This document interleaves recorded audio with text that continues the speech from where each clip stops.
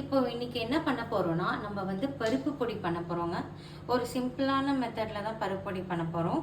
So தேவையான ingredients பார்த்தீங்கன்னா, பாசிப்பருப்பு, துவரம்பருப்பு, இது வந்து உடச்ச கடலை, காஞ்ச மிளகாய் அண்ட் இது வந்து பூண்டு, கருவேப்பிலை. நமக்கு அப்புறமா சீரகமும் மிளகும் தேவைப்படும். சீரகம் அண்ட் மிளகு. சரிங்களா? இதுதாங்க இன்கிரீடியன்ட்ஸ். இப்போ வாங்க நம்ம வந்து வீடியோக்குள்ளே போகலாம். கடாய் பற்ற வச்சுட்டோம். இப்போ மிதமான சூடில் தான் நம்ம இதை வறுக்கணும். ஸோ இப்போது நம்ம துவரம்பருப்பை கொட்டிடுறோம். துவரம்பருப்பு எல்லாமே வந்து நம்ம வந்து ஒரு மிதமான சூடில் தான் நம்ம வந்து இது வறுக்கணும். ரொம்ப ஹையில் வச்சோம்னா நல்லா வறுப்படாது. ஸோ நல்ல துவரம்பருப்பை மிதமான சூடில் வச்சுட்டு நம்ம இப்படி ஃப்ரை பண்ணணும். கொஞ்சம் நல்லா வறுப்பட்டுச்சு. இன்னும் கொஞ்சம் நேரம் ஆகட்டும்.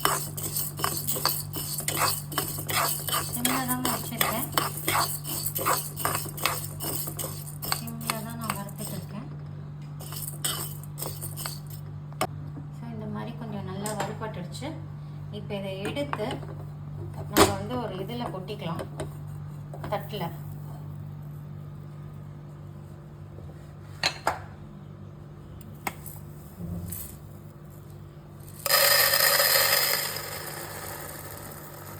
கொஞ்சம் நல்லாவே வறுப்பட்டுடுச்சு.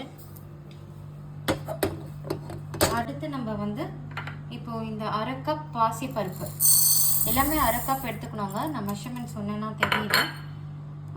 எல்லாமே அரை கப் பாசிப்பருப்பு, அரை கப் உடச்சக்கடலை, அரை கப் துவரம்பருப்பு. ஓகேங்களா? இப்போது இந்த பாசிப்பருப்பு நல்லா வறுத்தணும்.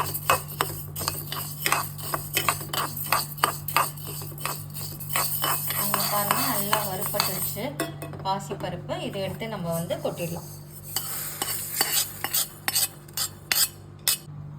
இப்போது நம்ம வந்து இந்த உடச்சக்கடலை, அரை கப் உடச்சக்கடலையும் கொட்டிடணும். இதையும் நல்லா வறுத்துக்கலாம்.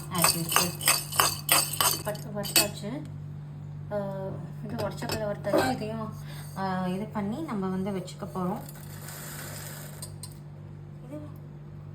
இப்போ வந்து மிளகாவை அரைச்சிடலாங்க. மிளகாவை வறுத்துடலாங்க.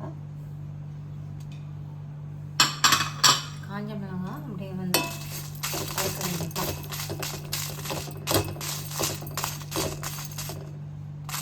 காஞ்ச மிளகாவும் வறுத்தாச்சுங்க. அதோடையே நான் வந்து கருவேப்பிலையும் போட்டுட்டேன். நல்லா வறுத்தாச்சு. இப்போ காஞ்ச மிளகாவும் நல்லா பொடி இது வெடிக்கிற சத்தம் கேட்குது இல்லைங்களா? ஸோ இதுவும் வறுத்தாச்சு. இப்போ நான் வந்து இதை வந்து ஒரு தனி பிளேட்டில் நான் கொட்டிக்கப்பேன். தனி பிளேட்டில் இதுக்கு மேலே வறுக்க வேண்டாம்னு நினைக்கிறேன். ஸோ இது வந்து ஒரு தனி பிளேட்டில் கொட்டிக்கிச்சு. இப்போது நான் மிளகு சீரகம் கொஞ்சம் கொஞ்சம் எடுத்துருந்தேங்க. சும்மா கொஞ்சம் கொஞ்சம் எடுத்தால் போதும். மிளகு சீரகம் அதை வந்து அப்படியே அதையும் கொஞ்சம் வறுத்துட்டோம்னா, நெக்ஸ்ட்டு நம்ம பூண்டை நம்ம தேவைன்னா போட்டுக்கலாம், இல்லைன்னா நோ ப்ராப்ளம். பட் நான் பூண்டு போடுறேன்.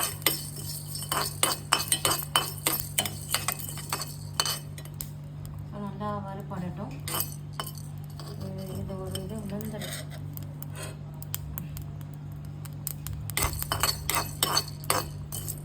நல்லா மிளகு சீரகம் வறுத்துட்டோம்னா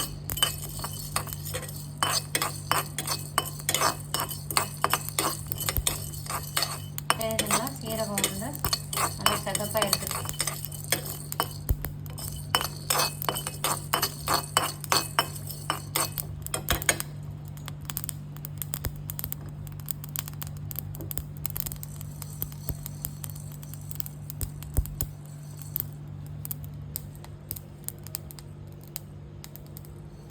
அதையும் நம்ம வந்து இந்த தட்டில் போட்டுக்க போகிறோம். ஸோ லாஸ்ட்டாக நான் அந்த பூண்டையும் வறுத்து எடுத்துக்கலான்னு இருக்கேன். கொஞ்சமாக வந்து கொஞ்சமாக ஒரு எண்ணெய் விட்டுக்கலாம்.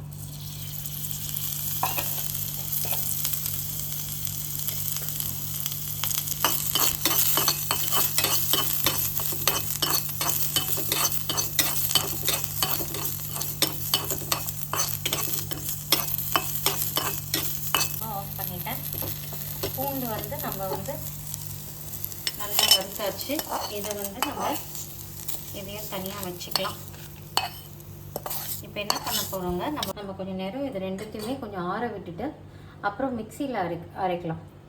அரைச்சிட்டு நான் உங்களுக்கு எப்படி இருக்குன்றத காட்டுறேன். எல்லாமே மிக்சியில் போட்டாச்சு. இப்போ நம்ம கொஞ்சம் பெருங்காயமும் உப்பும் போட போகிறோம்.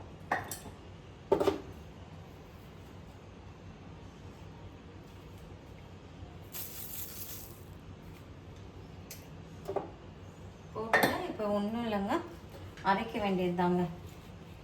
ஓகேங்க, பாருங்கள் நமக்கு அந்த பருப்பு பொடி வந்து ரெடி ஆகிடுச்சு. ஸோ வந்து இதை தான் நம்ம வந்து இப்போது நான் ஷிஃப்ட் பண்ண போகிறேன். இந்த கிளாஸ் ஜாரில் ஷிஃப்ட் பண்ண போகிறேன். ஷிஃப்ட் பண்ணிவிட்டு உங்களுக்கு காட்டுறேன். ஓகேங்க, ஃபைனலாக பாட்டிலில் போட்டாச்சு.